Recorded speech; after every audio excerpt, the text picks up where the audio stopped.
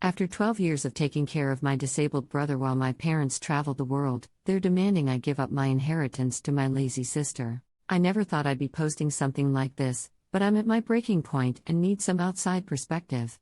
To give some background, I'm 32 years old, and for the past 12 years, I've essentially put my entire life on hold to become the primary caretaker for my younger brother Sam, who has cerebral palsy. This isn't a complaint about Sam. He's the sweetest person I know, incredibly bright, and despite his physical limitations, has one of the sharpest minds and best senses of humor of anyone I've ever met. This is about my parents and sister, and a situation that has been building for years before completely exploding this past weekend. I'm still reeling and honestly questioning everything I thought I knew about my family. When Sam was diagnosed as a child, my parents were devastated but committed to giving him the best life possible. I was 10 years older, so I was already headed to college when his needs became more significant. My sister Megan is 2 years younger than me, and she always had a more, let's say, complicated relationship with Sam. She loved him in her way, but she resented the attention he required and was never comfortable helping with his care, always finding reasons to be busy with something else. My parents never really called her out on this behavior, always making excuses that she's just not as naturally nurturing or she has her own path. After college, I had plans to pursue a PhD in biochemistry. I had been accepted to a prestigious program with a full scholarship.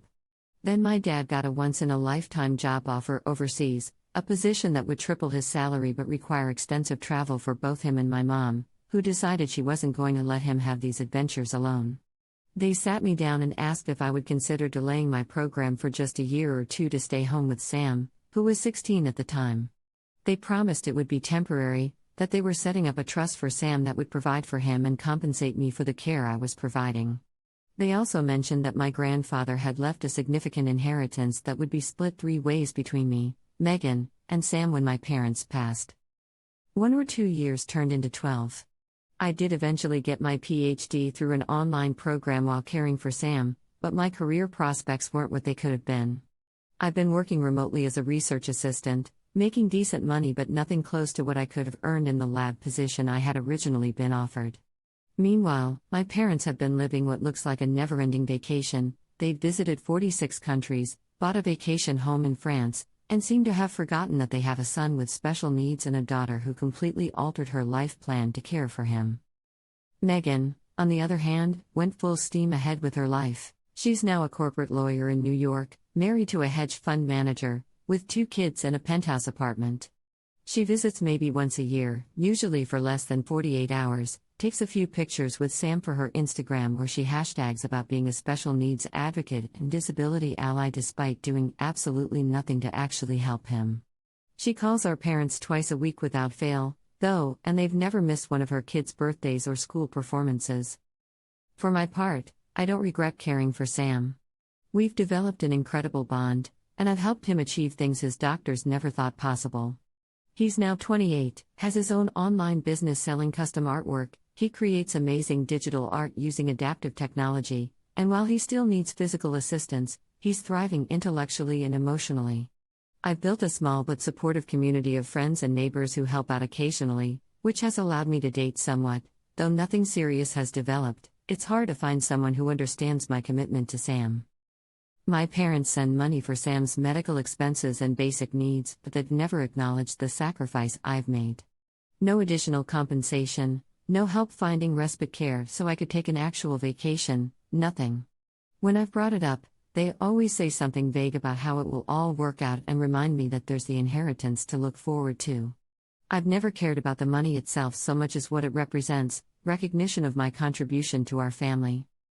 Last weekend was Sam's 28th birthday.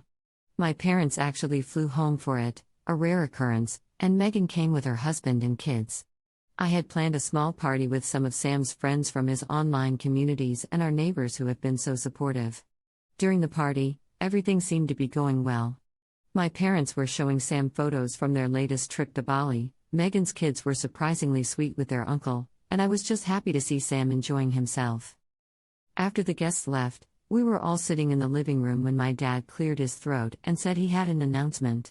I assumed it was something about Sam's trust or maybe even, finally, some kind of acknowledgement of my years of care. Instead, He proudly announced that they had decided to help Megan and her husband buy a second home in the Hamptons as an early inheritance gift. They were transferring $1.2 million to her for the down payment. I felt like I'd been punched in the stomach. Megan had the audacity to look embarrassed but quickly started gushing about how generous they were and how the kids would love having a beach house to visit. My parents were beaming at her, and Sam, sweet Sam, just said that's really cool, Megan, because he never thinks badly of anyone. I must have had a look on my face because my mom quickly added, "Oh honey, don't worry. We're still working on setting up that respite care program for you that we talked about. The one they've been working on for 5 years and has never materialized." I bit my tongue and excused myself to the kitchen, where I tried to collect my thoughts. Megan followed me in, perhaps feeling guilty, and said in this condescending voice, "I know it seems unfair, but you have to understand, Mark and I have the kids to think about, and real estate in New York is a smart investment. Plus, you'll be getting the house when Mom and Dad are gone, and that's worth way more than what they're giving us." I was confused. "What are you talking about? The inheritance is supposed to be split 3 ways: the house, the investments, everything." Megan got this look on her face, pity mixed with satisfaction, and said, "Oh. They didn't tell you? They changed their rule last year. You get the family home because you'll still need somewhere to live with Sam, and Sam gets his trust fund, but the rest, the investments, the vacation property in France, the art collection, that all goes to me and the kids. They feel like since you'll have the house free and clear, and you'll be the trustee for Sam's money, that it balances out." I was in shock. The family home is a modest 3-bedroom in a middle-class neighborhood. Nice enough, but nothing compared to their other assets, which I know from helping with their financial paperwork over the years are worth millions. And being Sam's trustee isn't a gift, it's a lifelong responsibility that I've already been fulfilling for over a decade. I walked back to the living room and asked my parents if what Megan said was true. They looked uncomfortable but confirmed it. My dad said, "We just think it's the most practical solution. You'll need the house for you and Sam anyway, and Megan has the children to think about. Their education, their futures." I couldn't believe what I was hearing. And what about my future? I gave up everything to care for Sam so you could travel the world. I was supposed to be in a lab at Stanford, not spending 12 years as an unpaid caretaker while you both lived your best lives and Megan pursued her career without any family responsibilities. My mother had the nerve to say, "Don't be dramatic. You chose to care for Sam because you love him. We didn't force you." That's when something in me snapped. Years of resentment and unspoken grievances came pouring out. I reminded them of their promise that it would be just a year or two, of all the opportunities I'd sacrificed, of how they'd barely been present for either me or Sam. I pointed out that Megan had never spent more than a weekend caring for her brother, while I hadn't had a vacation in over a decade. I asked them if they had any idea what it's like to be on call 24/7 for someone else's needs while watching your own dreams collect dust. My dad got defensive, saying I was being ungrateful for all they'd provided financially for Sam's care. I laughed bitterly and pulled out my phone, showing them the spreadsheet I'd kept of every expense, every hour worked, every opportunity declined. When calculated at even a modest professional caretaker's hourly rate, they owed me hundreds of thousands of dollars, money I've never asked for because I assumed the promised inheritance would acknowledge my sacrifice. Megan started crying, saying I was ruining Sam's birthday with my jealousy and greed. Sam, who had been quietly listening to everything, finally spoke up. "Stop it, Megan.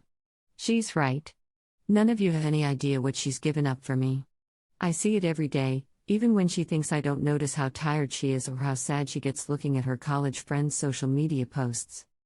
My parents looked shocked that Sam was defending me, as if they'd assumed he was oblivious to the family dynamics. My mom tried to change the subject, suggesting we have cake, but I wasn't done. I told them they had a choice to make: either revise their will to reflect an actually fair distribution that accounted for my years of service to our family, or I would be making some changes of my own. My father asked what I meant by that, his voice suddenly wary.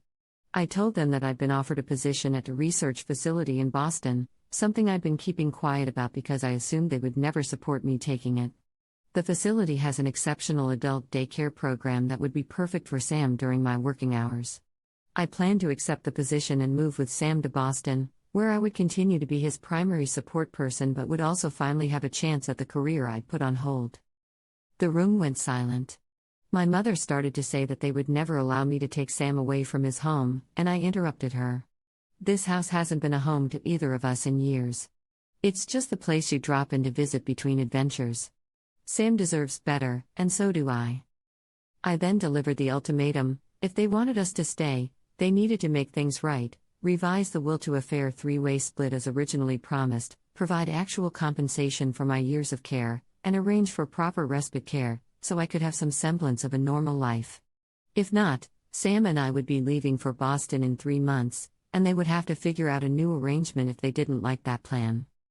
My dad started blustering about how I couldn't make decisions for Sam, and that's when Sam himself spoke up again. I want to go to Boston with her. I've always wanted to see the ocean, and she's the only one who's ever treated me like a person instead of a burden or a project. He turned to me and said, I've been saving from my art sales. I can help with the move. My parents looked like they'd been slapped. Megan was still crying but now looked more confused than anything. I think it was the first time any of them realized that Sam and I are a team, not a caretaker and a dependent, but two adults who have been there for each other while they were all absent in different ways. The evening ended with my parents saying they needed time to process everything. Megan left quickly with her family, muttering something about their flight the next day. My parents went to a hotel rather than staying in the guest room as planned, saying the conversation had been too upsetting to continue. That was 3 days ago. Since then, my phone has been blowing up. Megan has texted multiple times saying I'm being selfish and thinking only of myself, not Sam's stability or the family's harmony. My parents called once to ask if I had calmed down and was ready to discuss things rationally, by which they meant accepting their decision without complaint. I didn't answer. Instead, I spent the weekend researching apartments in Boston and talking with Sam about what he'd want in our new home.